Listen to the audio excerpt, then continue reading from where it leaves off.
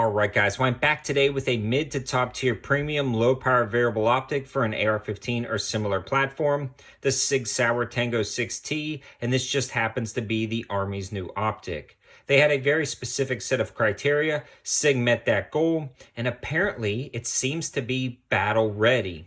Now, I'm not going to be necessarily talking much about that Army contract or why they selected it, but I'm going to be digging into some details about why it's on top of this particular build, the specs and features, and its performance down at the range.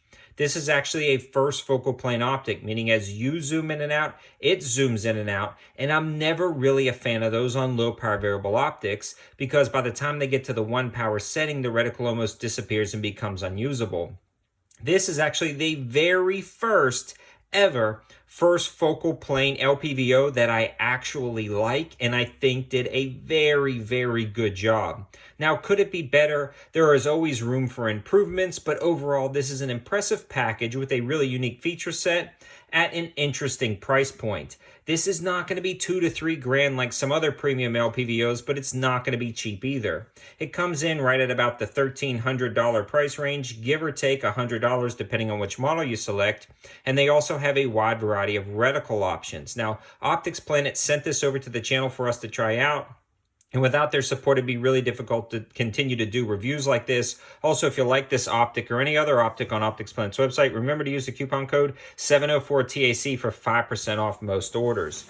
Now, if you're interested in the exact model I have here, this is all the specs and features of this particular one. Again, the TANGO6T FFP, and this one's the illuminated 556762 horseshoe dot and the 0.2 MRADs. So I'm going to go over some of the reticle selections that you can pick from, but no, this is the one being used in this review. Now, why did I pick something like this? So Blackout Defense made some amazing rifles, and they came out with the Quantum Mark II, and that's what you're looking at here. They sent it over to the channel for us to try out, and it has been running flawlessly. And throughout this review, I've been shooting in even more than my initial overview, and it's been working 100% great. Go check it out. But it's one of the nicest AR-15s I've shot, but it's not the most expensive AR I've seen, so I wanted to take a similar approach with the optic. So when I reached out to Optics Planet, Cal said, why don't you try the TANGO6T? It's an interesting concept being that first focal plane in an LPVO, but he thought it was done right, and I agree after shooting it. So digging through the basic specs and features, you're going to get a 30mm tube, cap turrets. You're also going to get the throw lever included in the box to go from 1 to 6, which is going to give you a nice variable range. You have the adjustable diopter on the back and the illumination knob on the side, and in fact, the illumination does a pretty good job. The first thing I want to discuss is the reliability and overall just quality of the optic, and it's got a really good fit and finish. I've not been babying this rifle and it's been holding up good. Super easy to sight in, no issues whatsoever there, and everything about just the quality feels good.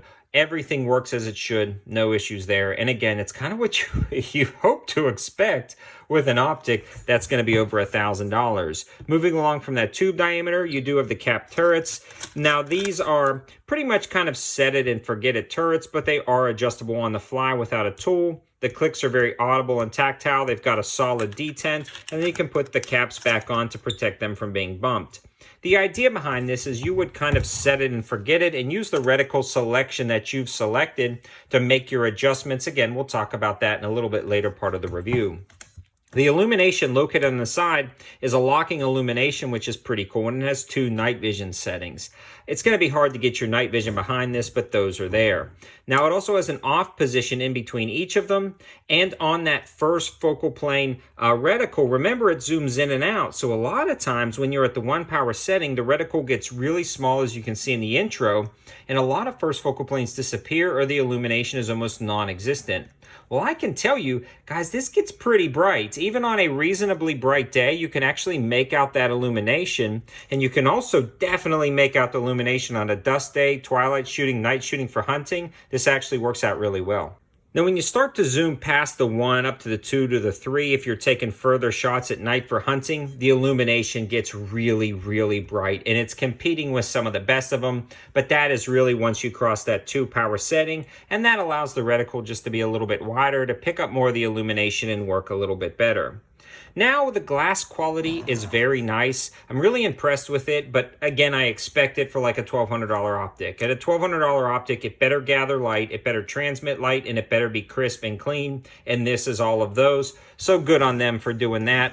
If it wasn't, then I would just kind of throw this in the trash because there's no way I'm spending $1,200 on something without clear glass. This does a good job.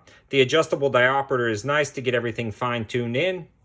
And this has a pretty decent eye box and eye relief, meaning depending on how far or close your head is away from the optic or your eye is away from the optic, you can actually have it black out or disappear. That's kind of the eye box and eye relief. This one is very forgiving, meaning you can be close up and still make it out, or far away and still make it out. Left, right, up, and down is the same as well. And that's good for more dynamic or competitive shooting or defensive shooting. You may be in and out of a vehicle, kind of running around shooting, as you can see in the intro, and no matter where your head is, it always kind of manages to pick up that reticle system and engage your target, so it's been working out great in that respect.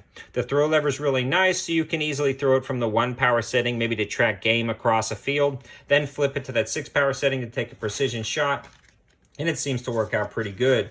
So I do want to discuss right now, I'm going to get out the book right here, all of the reticle selections, and it gives you a very nice book to explain everything. And when we're looking at those reticle selections, they've got a few different ones. This one's the DWLR6. You can see it's got leader lines right there, kind of a Christmas tree style, and explains all the subtensions for you guys. Then it also explains different ranging features, which is going to be key for some type of combat optic. Then it's got the Hellfire reticle. Not a big fan of this, but that is an option. Then I have the horseshoe dot feature, and that's what is going to be in this particular scope right here. I do like this. It actually works out really well, and it also has the ability to range effectively depending on what you're looking at.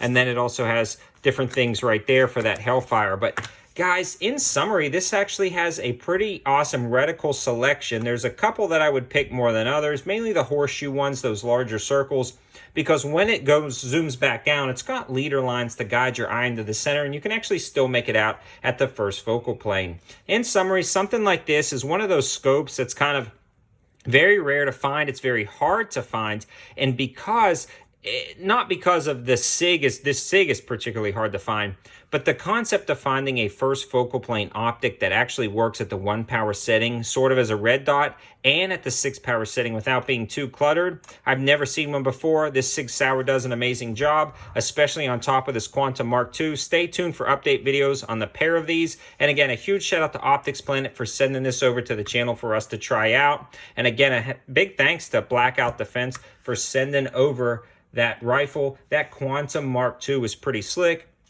I also want to give a huge shout out to Callaway Ballistics. These guys sent some ammo out to the channel for us to run through this. I was getting 1-inch groups out of their basic range ammunition. They make really good quality ammo. They also have reman stuff, new manufacturer stuff, subsonic 9mm, and if you use the coupon code 704TACTICAL, you'll get free shipping over $200. Definitely check them out. They're a huge supporter of the channel.